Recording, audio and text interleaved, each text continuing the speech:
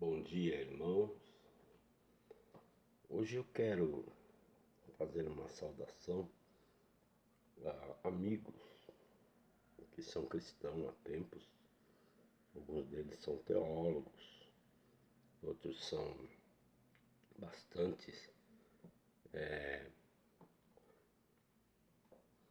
instruídos na palavra, são pastores, outros são simples membros.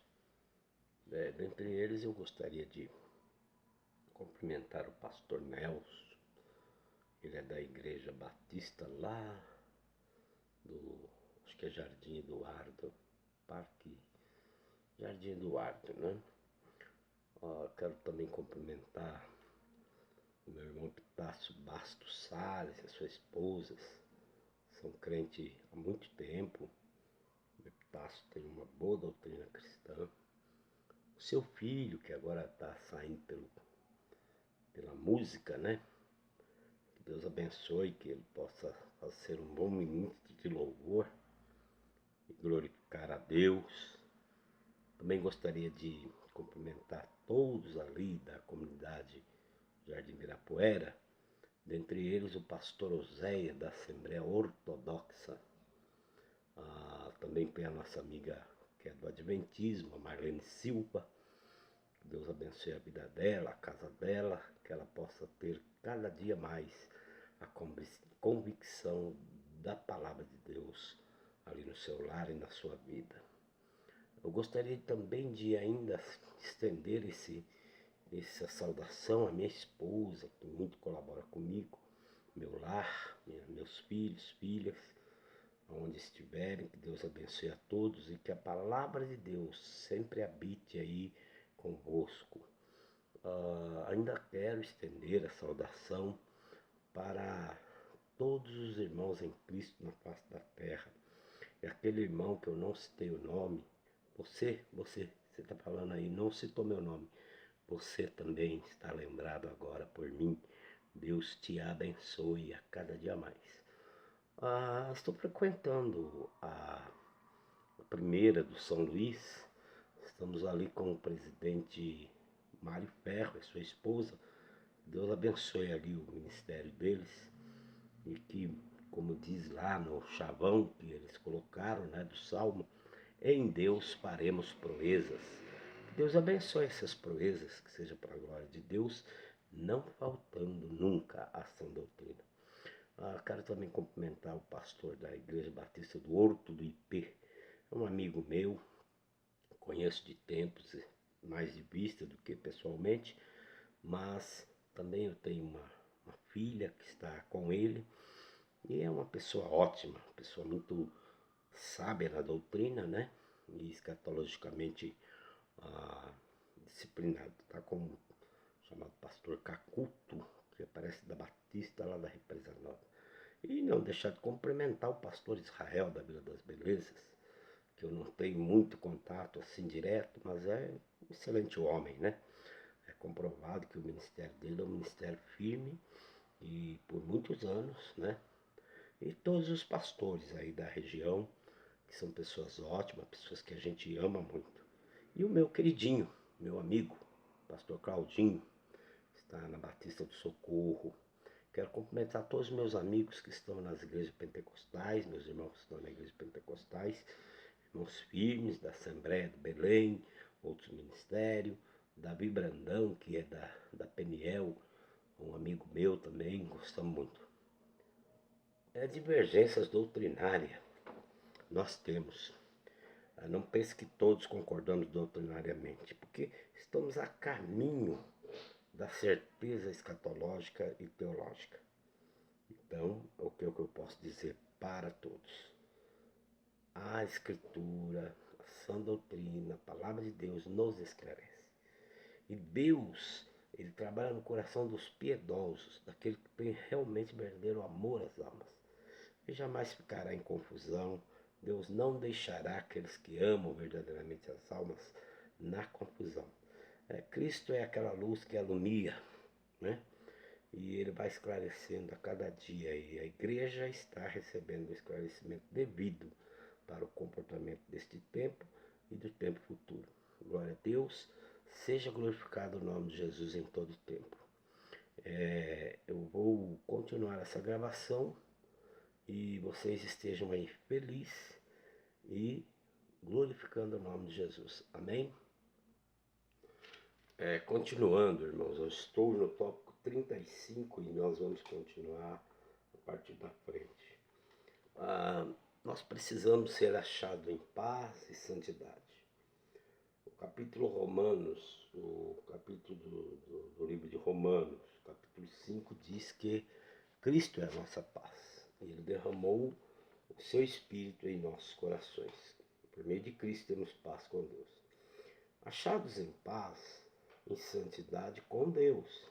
Porque se eu tiver muitos amigos, tiver tudo bem a minha vida social, mas em Cristo eu não estiver em paz, eu não tiver Cristo como a minha paz, eu serei achado como inimigo de Deus. E quando o Senhor vier a nós, estejamos com esta paz, com essa reconciliação só por meio do Evangelho. Temos aqui um versículo que diz, né, em Timóteo 1,9, né, que nos salvou e chamou com uma santa vocação, não segundo as nossas obras, mas segundo o seu próprio propósito, a graça que nos foi dada em Cristo Jesus, antes dos tempos dos séculos. Hebreus 12:10 também. Porque aqueles que, na verdade, por um pouco de tempo, nos corrigiam como bem lhe pareciam, mas este para nosso proveito, para sermos participantes da sua santidade.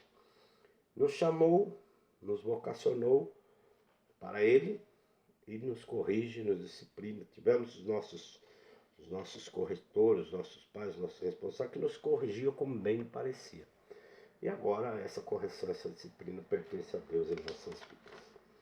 E eu também quero dizer, nos anos 95 até os anos 100, foi o fim da era apostólica. Não temos mais apóstolos ocular, não temos mais apóstolo presencial como foi os apóstolos de Cristo. Eles foram apóstolos presenciais e viram a Cristo, andar com Cristo. Não temos mais esse tipo de apóstolo. Encerrou com João. João foi o último apóstolo. Portanto, esse termo apostólico de hoje, por mais intencionado, bem intencionado que a pessoa se diz apóstolo, a palavra apóstolo também é mensageiro, é enviado, mas você que está dizendo que é apóstolo, tem poder e todos estão debaixo da sua unção, volte atrás, possa ser que você precisa rever alguns conceitos e voltar para a sã doutrina. Amém? Também quero dizer que aos nicolaítas, né? Segundo as informações que temos, que eles eram agnósticos.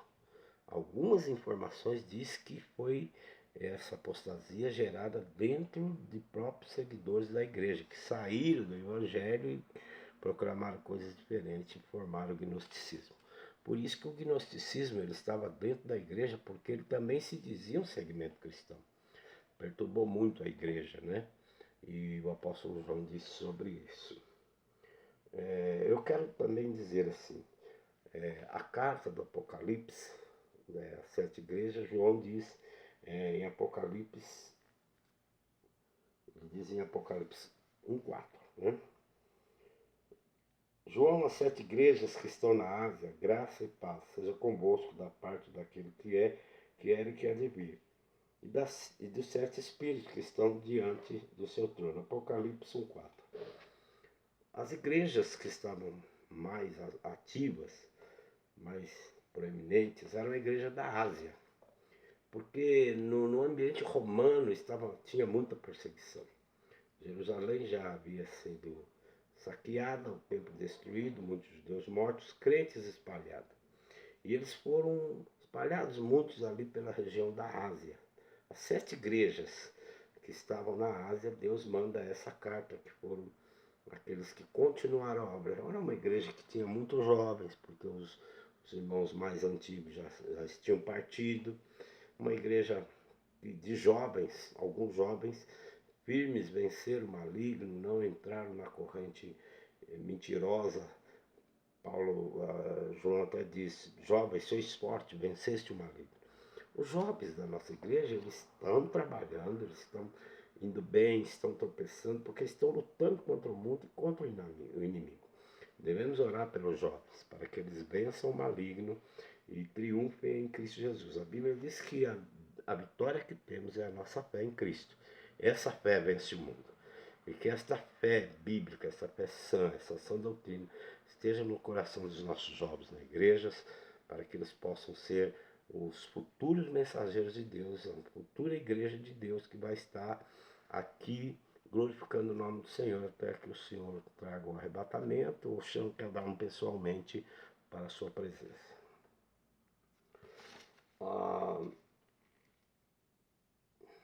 Tem também o ocultismo no coração, né? Um coração que retém em si uma heresia oculta. Com o tempo, ou a pessoa se afasta dela ou ela se manifesta. É possível que exista na denominação pessoas assim, ocultando no coração falsos ensinos. Essa pessoa deve buscar a Deus, se arrepender, aceitar o Evangelho, para que não ponha para fora o seu falsos ensino. Muitos são disciplinados em assembleia por estar falando alguma coisa que não é coerente. Então não aceite, às vezes estamos errando na doutrina, em algum aspecto, e tem pessoas que Deus preparou para nos ensinar a ter paciência conosco. Agora, essa pessoa é obstinada, não quer saber, errou e quer continuar no erro, aí ele vai estar com Deus, né? O julgamento sempre vem do Senhor para a sua igreja e o seu povo.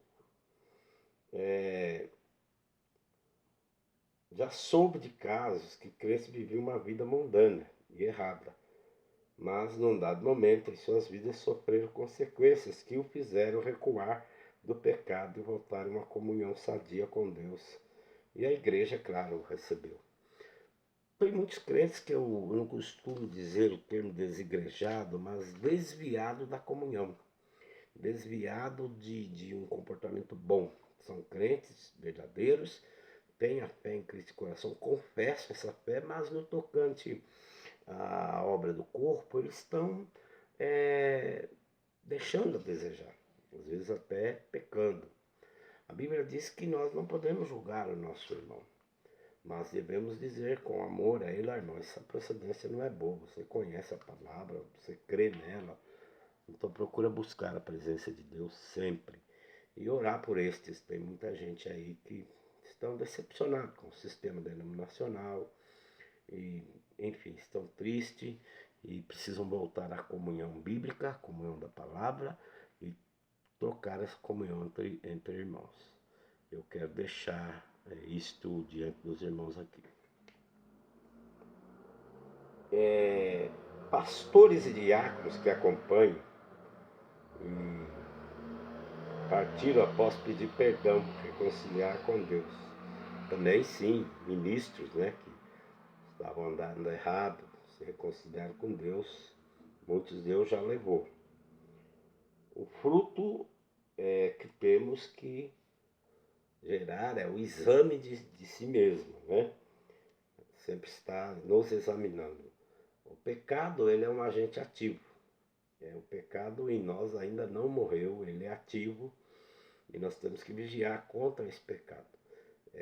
Fazer aquele exame, autoexame, e usar o benefício que João nos dá em 1 João 1, 8, 9, 1 João 2, 1 e 2. Cristo, ele, o seu sangue nos purifica de todo pecado, né? E nos limpa e nos justifica também na presença de Deus. Reconhecer Cristo sempre sobre nossas vidas, sobre os nossos pecados. Não é que a gente às vezes quer viver pecando, mas o pecado ele acontece como acidente de percurso. Como estamos vivendo num ambiente mundano, cheio de abrolhos, cheio de armadilhas, buracos, tantas seduções do pecado, podemos nesse percurso causar vários acidentes. Portanto, quanto mais pecado, mais confissão. Quanto mais pecado, mais perdão. não te digo 7, mas 70 vezes 7 é uma das coisas que nós temos que praticar entre os irmãos. Muita disputa denominacional, um irmão ofende o outro por causa do ministério, porque se sentiu prejudicado. Irmãos, está na hora da gente se unir na palavra de Deus, numa só doutrina, numa só comunhão, falarmos de Cristo. As paredes vão ficar, não é? Os recursos materiais vão ficar, a igreja vai partir. É claro, não estou dizendo para não cuidar, para não ter cuidado, para não contribuir. As contribuições são necessárias. Ninguém toca um ambiente onde se prega a palavra, se ouve louvor, tem comunhão, se não houver colaboração. Eu sou a favor totalmente da colaboração, não sou a favor da exploração. Você que está aí, colabore. Eu colaboro também, eu não sou aquele grande colaborador, mas eu nunca deixei de colaborar. Aqueles que me conhecem podem dizer, não, ele colabora, ele não é o excelente colaborador, mas eu sou um colaborador sim. E protesto contra todos aqueles que dizem, ele é contra. Eu sou contra, eu sou contra a exploração, sou contra a pessoa fazer um negócio e pôr lá um chavão e dizer, se você não fizer isso, está fora.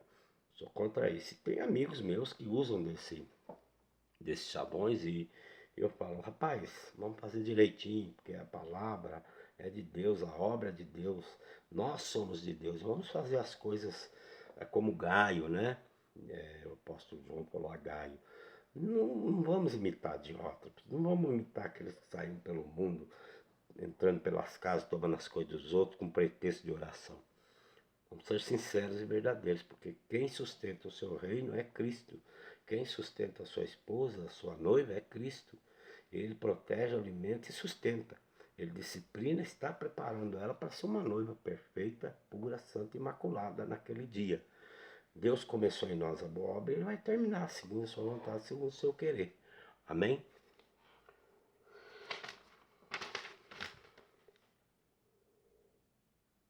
Se saiu de um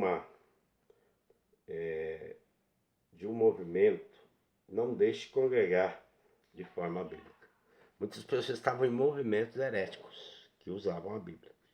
Não deixa de congregar, vai para uma igreja que ensina a Bíblia e volta à comunhão. Aceita os ensinos, porque nós estamos sendo corrigidos doutrinariamente também. Tem denominações muito boas doutrinariamente.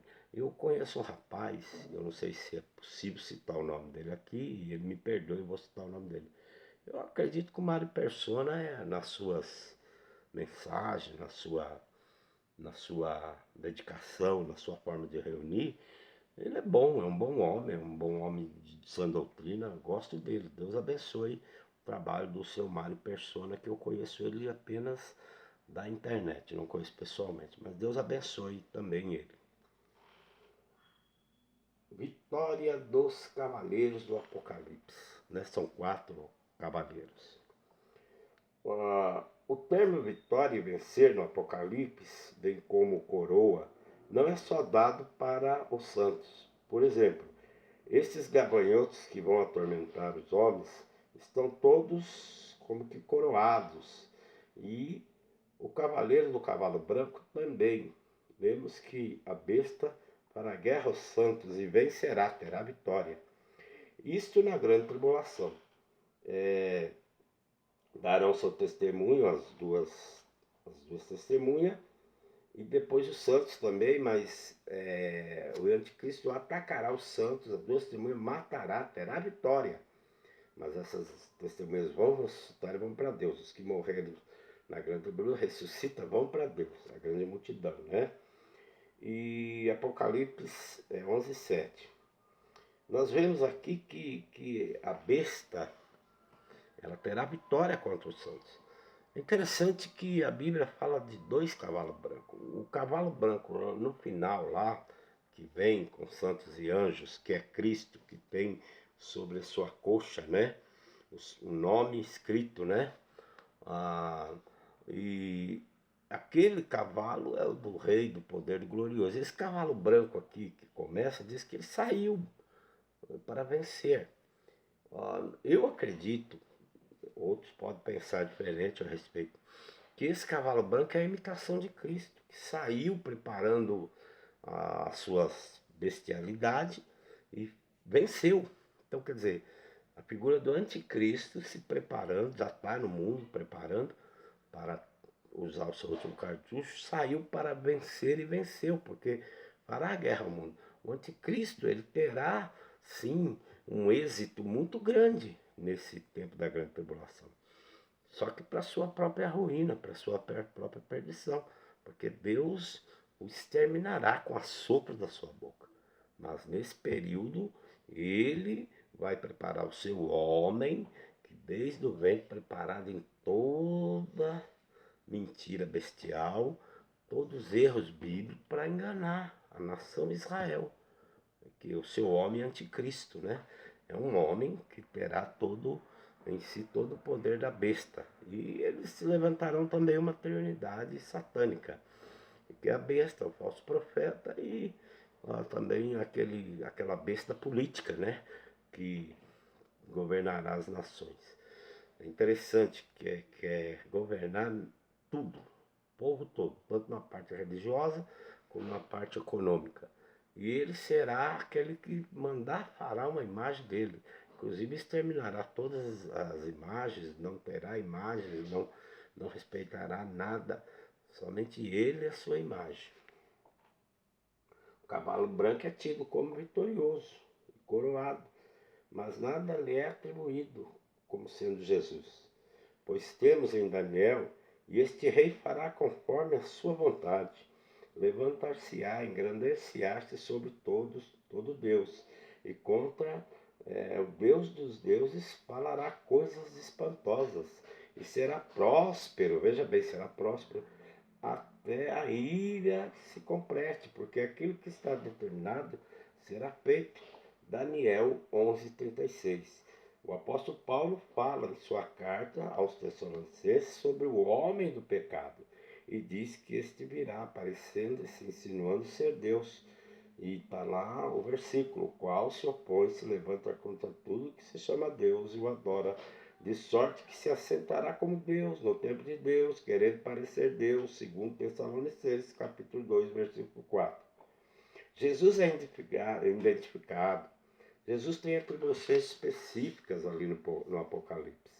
Primeiro é o cordeiro que foi morto e viveu. Depois é o leão da tribo de Judá. E a ele é dado títulos. Veja bem, ele viu o céu aberto, e eis que um cavalo branco, e o que estava assentado sobre ele, que se chama fiel e verdadeiro, julga, peleja com justiça. Apocalipse 19:11. O primeiro cavalo branco do Apocalipse não tem título para ele. Não diz que ele é nada disso, apenas diz que ele saiu para vencer e foi vitorioso. Após Jesus vem os santos, como que sendo um grande exército, Apocalipse 19:14. E seguem-lhe o exército do céu, em cavalos brancos, vestidos de linho fino, branco e puro. E foi-lhe dado que se vestisse de linho fino, puro, resplandecente, porque o linho fino são a justiça dos santos, Apocalipse 19:8. Ao contrário, o cavalo branco do capítulo 6 de Apocalipse, após ele virá castigos e outros cavalos com tribulações. Então sai o cavalo branco, depois mais 3 cavalos, e começa o tormento sobre a terra. Então veja bem, Satanás sai para preparar o seu ministério, o mundo entra em caos, Deus permite grandes tribulações e ele se levanta para dizer que tem solução. Irmãos, eu estou indo bem, eu estou no tópico 40, estamos a 24 minutos de gravação, vou dar mais um tópico. Outro fato é afirmar que as duas testemunhas representam a igreja e Israel. Respeito, pessoas que dizem isso, eu respeito, mas eu tenho a posição.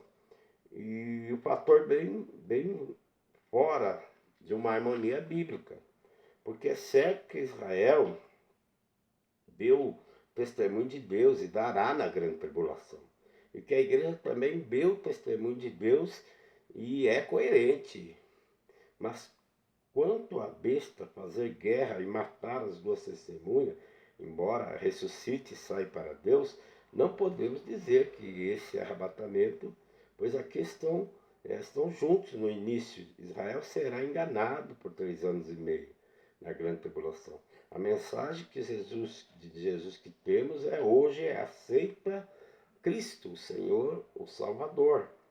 E outro fato é que a nação de Israel em si não recebeu poder para fazer descer fogo do céu. E sim, Elias fez descer fogo sobre o holocausto. Elias foi arrebatado para Deus, mas a nação de Israel na grande tribulação não vai ter poder para fazer descer fogo do céu. Não, Israel estará sendo perseguido. Nós vemos que Elias, que não morreu, foi arrebatado. Ele fez descer fogo do céu sobre o holocausto dos sacerdotes de Baal, de Jezabel. Mas sim o profeta Elias, ele fez descer o fogo do céu no holocausto sobre os seus inimigos, exceto pelo Espírito Santo, que veio com línguas repartidas de fogo também. O fogo do céu veio como língua de fogo, o poder do Espírito Santo no dia de Pentecostes, dizendo que Deus estava dando o entendimento das línguas para que o Evangelho fosse publicado em todas as nações. E viu-se um grande sinal no céu, uma mulher vestida de sol, tendo a lua debaixo de seus pés, e uma coroa de 12 estrelas sobre sua cabeça. Apocalipse 12. Israel é conhecido como a esposa do Senhor. Cristo é conhecido como a noiva, Israel como a esposa. É estranho que a noiva, que foi imaculada, incontaminada, e Cristo está trabalhando com ela vá para a grande tribulação, junto com a esposa do Senhor, porque a esposa até hoje se mantém rebelde contra o Evangelho, Romanos capítulo 11. Mas os remanescentes da esposa hão de crer, e é eles que vão ser perseguidos. Ah, mas então tem um monte de ministério. Não, a esposa e a noiva se fundirão num só povo, mas por enquanto Israel é inimigo do Evangelho. E naquele tempo, então, a esposa também vai aceitar o seu esposo, que na pessoa de Cristo Jesus, porque ele é Deus, é o verbo de Deus, tudo se completará e o reino será entregue ao Pai. E lembre-se, o Filho está no Pai, o Pai está no Filho, o Espírito Santo está no Pai, está no Filho, porque os três é um só Deus operando de forma distinta e harmoniosa. Vou terminando por aqui no tópico 40, e nós estaremos continuando a partir do tópico 41. E eu quero agradecer a Deus pela ajuda de todos os irmãos, que eles colaboram com críticas, com comentários. E tudo isso tem colaborado, porque eu gosto das críticas dos meus irmãos. Eles são meus irmãos, eu os amo, mas não é pensar porque é uma família, todo mundo fala a mesma coisa. Não. Nós temos pontos a ajustar, somos uma família. Cristo é o nosso Senhor, é o cabeça da igreja. O Espírito Santo é o que nos ensina. Então ele vai constrangendo a igreja num parecer bom. Esse é o parecer que eu acredito, que está nas Escrituras, em versículos. E também quero que você comece a ler o Apocalipse, versículos 12 e 7, sobre a batalha que houve no céu. Nós falaremos da batalha que houve no céu, Apocalipse 12, 7. E eu quero que você já pense em Apocalipse 12, 7. São o nosso próximo comentário. Não podemos ligar essa passagem ao que Jesus disse ao ver Satanás cair do céu como um raio. É bem certo que Satanás foi expulso do céu e hoje ele está limitado ao ar entre a terra e o céu, é o príncipe da potestade do ar, e já atormenta a terra com seus demônios.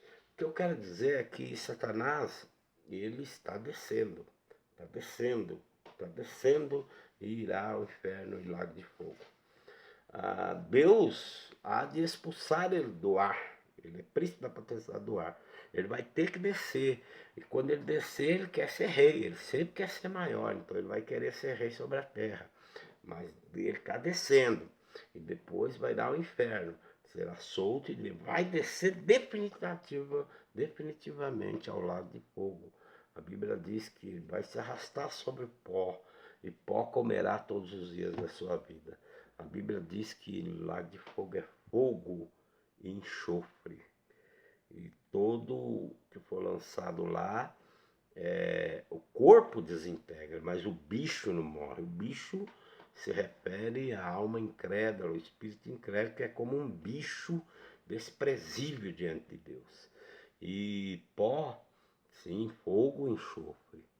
O pó que há de comer a serpente, os seus demônios e todos aqueles que se dobraram à besta, se dobraram durante o tempo contra a mensagem de Deus, desde Enoque, desde Abel, até o último homem de Deus que se levantará para testemunhar contra a besta. Lembre que hoje é a igreja que está testemunhando contra o ministério do inimigo. Ele bate na igreja, ele maltrata, ele pisa, mas a Bíblia diz que um dia, em breve, Deus esmagará Satanás debaixo dos nossos pés. Nos traz tribulação, nos traz angústia, mas o Senhor está com as nossas tribulações, com as nossas angústias, e sofremos sim, ficamos abatidos sim, muitas vezes abatidos, não desanimados, mas é o Senhor que nos levanta, é o que nos fortalece, é o que nos consola. A todos os quais citei e aos que não citei, irmão de mundo, Maria Castelão, oi! Deus abençoe a casa de vocês também. A todos, Deus abençoe e até a próxima.